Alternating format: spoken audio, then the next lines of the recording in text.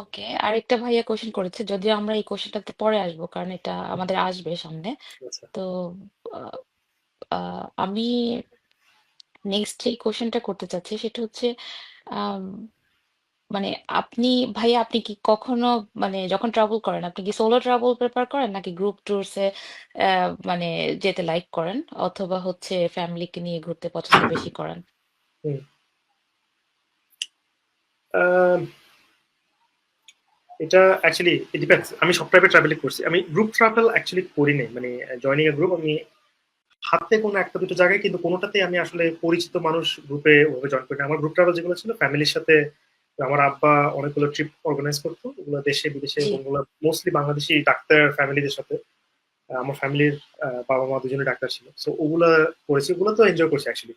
Group ট্রাভেলের একটা মজা আছে, দ্যাট ইজ ডিফারেন্ট। সোলো ট্রাভেলের একটা মজা আছে যেখানে আমার টাইম। তো সোলো ট্রাভেল যেগুলো হয়, সোলো ট্রাভেল যখন করি আমি করি খুব ইন্টেন্স ট্রাভেল। আমি ইউজুয়ালি সকাল 6টা 5টা 6টা আমি বের হয়ে যাই, যখন আহ, মানে একদম সানরাইজের সাথে সাথে বের হয়ে যাবো, এবং সানসেটের পরপরই এসে আমি খুব আর্লি ঘুমাই যাই। রাতে খুব সময় বাইরে, এবং লাঞ্চের জন্য ব্রেক নিই না।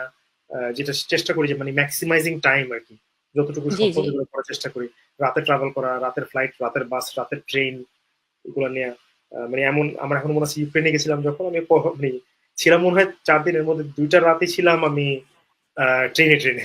এক রাত শুধু একটা ও, হোটেলে ছিল। ওকে। সো এগুলো আমি করতাম। সো যতটুকু মানে টাইম ইয়ে করা যায় এটা হচ্ছে সোলো।